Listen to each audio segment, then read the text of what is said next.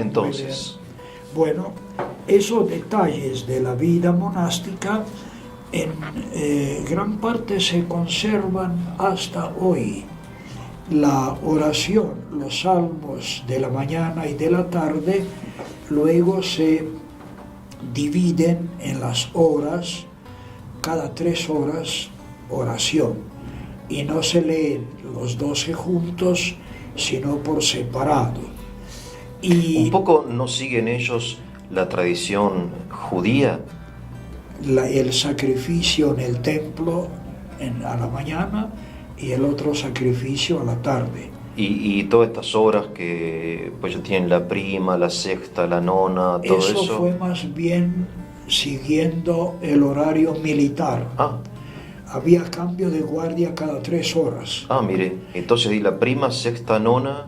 Y el día, 24 horas, se Sí. dividía en 3, Claro, por 3. qué interesante. Entonces, la oración se repartía así. Algunas órdenes todavía hoy mantiene la oración de medianoche, los cartujos, por ejemplo, Claro. lo cual debe ser matador, despertarse, rezar e ir a completar el sueño. Sí y no, porque ellos se acuestan muy temprano, creo. Sí, pero la noche dividida en 2. Claro. Y incluso eso de ordenar uno solo o 2 al máximo era para evitar que se convierta en una reunión de sacerdotes célibes, Claro, solamente para el servicio divino de claro, porque en aquella época los sacerdotes, los curas, podían casarse. Sí, sí, O sea, incluso lo que era obispos. el celibato era optativo, era esto de los monjes, pero el cura de parroquia tenía su familia. Sí, señor. Tenía su familia y bueno, eran dos cosas distintas. En el Concilio Niceno I, año 325, hubo obispos que proponían el celibato. Sí, usted lo contó, sí. Se levantó Pafnucio. ¿no?, que era monje y confesor de la fe, torturado, perdió un ojo y una rodilla. Sí. Que le molestaba, dijo: no impongamos a nuestros hermanos cargas demasiado pesadas. Claro. Habló él y los obispos. Claro, porque es la autoridad del monje. Claro.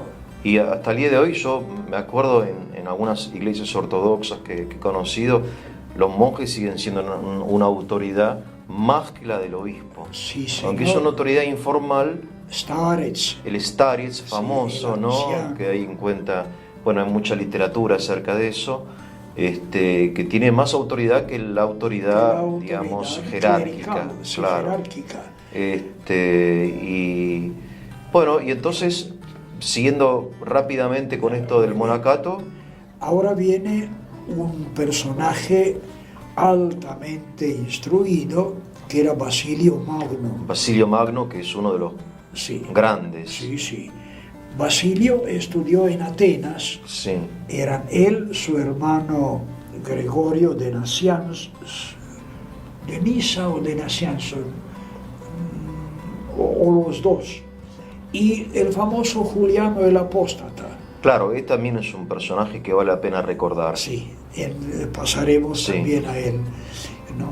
Y se bautizaron todos, pero ya adultos. Sí. Y Basilio, que tenía cierta afición al monacato, quiso conocer a estos monjes y viajó por Egipto, Palestina y Siria, estudiando cómo era la vida monástica. Por ejemplo, reprueba por completo la vida solitaria. Claro. Del eremita. Claro. Decía que son uno más extraño que otro. Sí, porque en la soledad decía que, en fin, se desequilibra. Lo que pasa es que ya Aristóteles decía que la soledad es para la los comunidad. dioses o para las bestias. Ahí Aristóteles está. decía eso. Esa no la sabía. Sí, sí, que el hombre está creado o está hecho Para vivir en en comunidad. comunidad.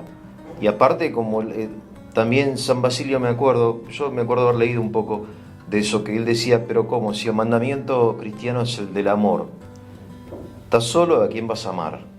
Eso ¿no? justamente acentúa Basilio. Claro, entonces necesitas amar a alguien. A alguien. Y para eso Sí. tenés que tener una comunidad. No sé. basta con ¿Qué vas a amar? Deseos piadosos. Claro. La caridad concreta. Sí, sí, ahí entonces Basilio fortalece la idea del cenobio, ¿no? Sí, señor. De la comunidad. Y escribió dos reglas, en realidad, la breve y la larga. La breve fue un ensayo, digamos, inicial, pero la larga es más sistemática y detallada. Asume lo de Pacomio, la parte, digamos, militar, Sí, pero le agrega mucho la parte espiritual. claro. Acentúa la caridad, acentúa la obediencia por amor, no por obligación. Claro. El trabajo físico perfectamente, pero también el trabajo espiritual. En Pacomio, Bueno, Basilio era intelectual también. intelectual. Él tiene obras dogmáticas Sí, sí, también. sí. Con todo, Pacomio mismo obligó a toda la comunidad a aprender a leer y escribir. Ah, mire, que era, en aquella época, era Cosa rara. rara. Los egipcios con el copto y los de origen griego el griego. Entonces la regla que se estableció y se difundió, un poco triunfó, fue la de San Basilio. La de Basilio. Es Sí, la que señor. hizo de esto una realidad universal, que aparecieron una cantidad enorme de monasterios. Sí, sí, sí. Había cientos y cientos de monasterios. Sí, Porque eran pequeños, no eran grandes monasterios. me parece. en los monasterios hay, hasta hoy se conserva en la literatura rusa skit, Skit. skete en griego, Sí, que era un lugar donde vivía un anciano con pocos discípulos. claro, era eso. Y pequeños monasterios. Claro. Por ejemplo, ahora que estoy con el tema de Solovki, ahí hay cantidad de estos kits. El Dostoyevsky lo describe en Los Hermanos Karamazov. Sí, sí, sí. El El skit. Staris Zosima. Ahí está. Sí, sí. Que era Ambrosio, Ambrosio, concretamente, sí, pero sí. él le puso el nombre Zosima para disimular Sí, sí. que no sea una persona concreta, Sí. ¿no? Y en cambio el gran monasterio era con muchos monjes, con el superior llamado padre, Abba, en idiomas semitas, Sí, quiere decir padre, y obediencia con obligaciones para todos, con todo la ordenación de clérigos muy reservada. claro.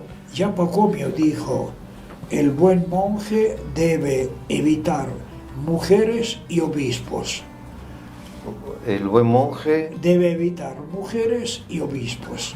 Las mujeres, claro, porque son tentación. sí, Y los obispos porque eligen a los mejores para ordenarlos.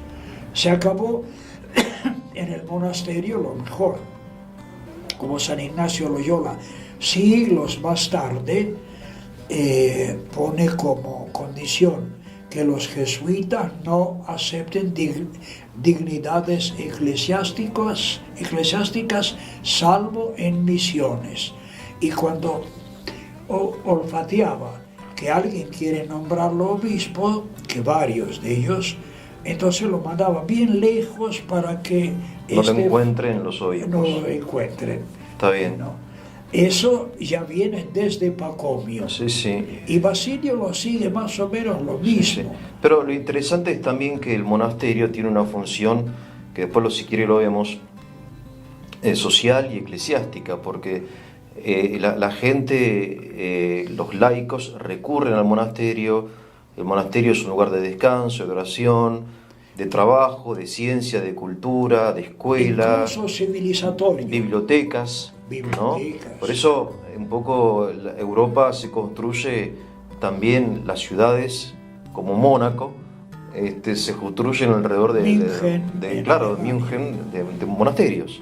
Gran pensador alemán y escriturista Harnack había dicho que para Europa las dos instituciones más meritorias han sido el papado y los monasterios, y eso que él era protestante.